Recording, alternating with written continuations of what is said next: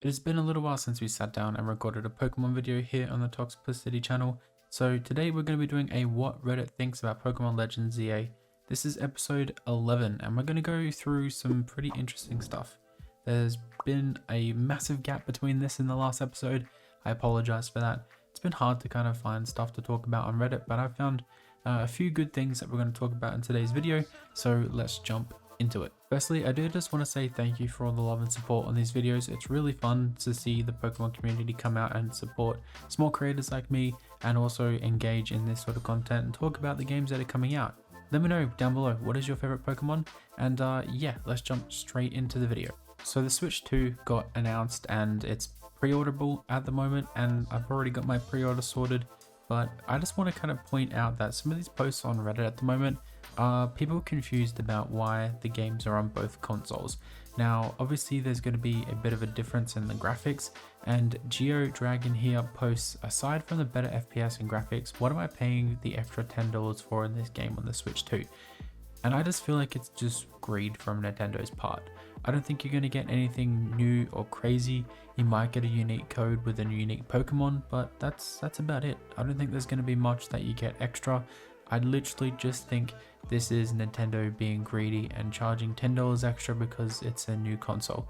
Yeah, you probably get a little bit better FPS and graphics, but that comes from the console itself. I don't think it's going to be the game. Now, the $10 extra, you may get it like a couple hours earlier.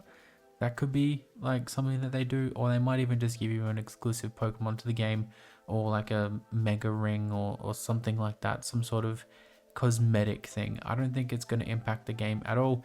I literally just think Nintendo are being greedy, and it's a new console, so they're just slapping extra money on it.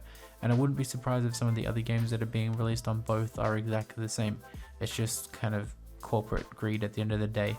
And yeah, the Switch 2, I feel like that price is in Australia especially is quite high. It's quite steep, but I'm still going to get the Switch 2 because I want to bring you guys the best content possible, and we're going to be playing Pokemon Legends ZA from the day that it drops. Another reason you should probably think about getting the Switch 2 is Generation 10 is going to come along not long after, and that is going to be Switch 2 exclusive. So if you want to have the best graphics and the best FPS and just kind of the best specs possible, I definitely recommend upgrading to the Switch 2, but I know that with the cost of living crisis and how expensive everything is lately, that's very difficult for some people. But Generation 10 is going to be a Switch 2 exclusive, so you might need to start saving up some of your pennies. The next Reddit post we're going to be talking about in today's video is from Even Leadership 8220, and they go on to ask what do we expect the world to be like, and kind of ask if we're going to be able to go outside. Now, on the trailer footage, you can see that we're basically confined to Lumiose City, and there's areas inside the city that are going to have wild Pokemon and kind of park areas, lake areas, and that sort of thing that allows you to go and explore. I think that's the extent to the outside that people are talking about. I don't feel like we're going to be going any further than that.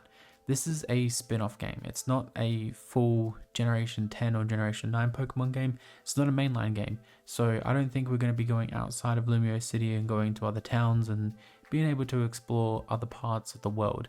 I literally just think the long grass and the wilderness that Even Leadership is talking about in this post is just going to be confined to the parks and potentially other little areas, like we might go onto the ground and go into a sewer or something, but I literally don't think there's going to be any other outside, in quotation marks.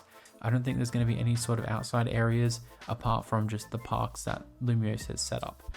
It's just going to be us inside Lumiose City, walking around, exploring, catching Pokemon, and exploring the city. I literally just think that's what it's going to be.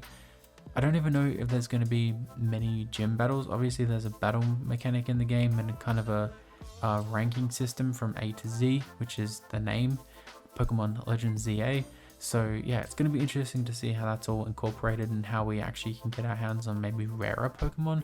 Maybe there's certain events, certain times, that sort of thing. I'm going to be doing a video on Mega Pokemon, and that's going to be kind of detailing how I think we get the Mega Pokemon and the Mega Rings, which is going to be on the Mega Stones, which is going to be very interesting to see how they incorporate that into the game.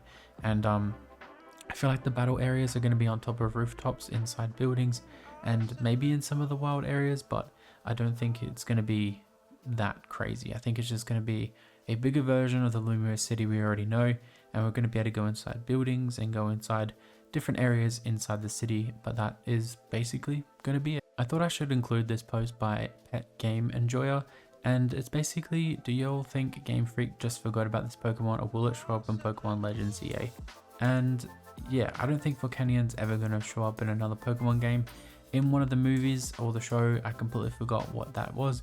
It did show up and it did talk, but I just feel like inside the video games, it's just a forgotten Pokemon. It's just kind of a memed Pokemon at this stage.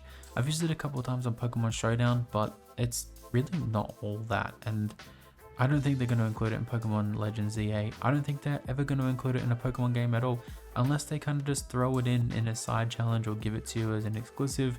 I think Volcanion, if like Volcanion has any fans out there at all, I don't think it's going to be in any game unless it's a gift. But hey, if you love this Pokemon, then extra props to you.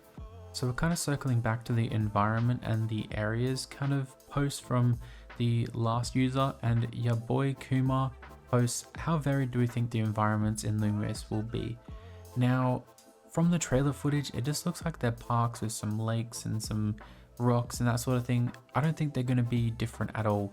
I think there's going to be, I think they've confirmed or they've speculated around 200 Pokemon in this game. So I think they're mostly going to be Pokemon that you can find maybe around cities, around parks. And obviously the nighttime will change the Pokemon from what you see in the daytime. And the weather might add some unique Pokemon, maybe bring out more bugs or water type Pokemon, that sort of thing. Maybe there's extra sunny days or that sort of thing, storms, and it changes what we find in the areas. But I really don't think that the environments are going to change too much. Maybe if you go up to the rooftop, there's going to be more flying Pokemon and that sort of stuff. But from day to day and just Pokemon that we're going to see, I feel like we're going to have very common Pokemon around the place.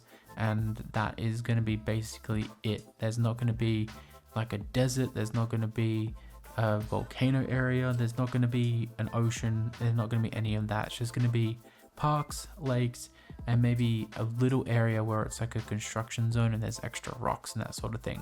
So the weather and the time are going to be basically what changes the Pokemon that spawn in the areas, and it could be the levels as well. I think the level system, I'm not exactly sure how that's going to work, but I feel like the level system will allow high level Pokemon and more challenging Pokemon to show up for your game. It's going to be interesting to see how this all works and how unique they can make the areas, but given it's a spin-off and a smaller game, I don't think it's going to change too much. And finally, we're going to end off with something nice. Excalibur here posts, say something nice about Meganium. And I want you guys to comment down below in the comments, say something nice about Meganium. I think Meganium has a lot of potential as a Pokemon. I love its design. It looks like Littlefoot from Land Before Time, Chikorita and Bayleef are really cool. And Meganium, I think overall just looks really cool. It has potential to be a powerhouse, and hopefully it gets some stat changes in this game, and maybe even an extra typing. Maybe a Mega Evolution will kind of spark some more interest in Meganium, but I feel like it's an underrated Pokemon. It's an underutilized Pokemon, and there's a lot of people that actually have Meganium and the Chikorita line as their favorite Pokemon, and that's really cool. I just feel like there's a favorite Pokemon out there for every person. Every person has a unique taste in Pokemon, and I don't think there's one Pokemon that's universally hated. I think one person in the world at least likes one of each Pokemon, and Meganium looks cool. It's not my favorite from the generation it's in, but it's definitely not the worst starter Pokemon I've ever come across. I definitely think it was useful in game, and it made the game a little bit more challenging given it's not as strong as Feraligatr, but it's a cool Pokemon, and grass type Pokemon are cool, and it has a nice pretty flower around its neck. So yeah, there's my nice little speech for the day. So there we have it. There is my What Reddit Thinks of Pokemon Legends ZA number 11. We're past over the 10 mark. This series has been going for quite a while now. Let me know down below if there's anything in particular you want to see, or let me know if you've seen any interesting posts on Reddit and want me to cover them.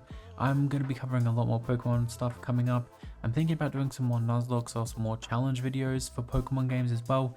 I'm thinking about doing Generation 1 through to Generation 9, kind of a Nuzlocke or just adventure style. So if you guys want to see something like that, then definitely comment down below and let me know what you want to see.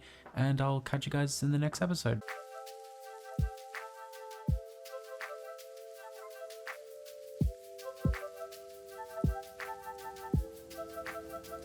I should let go.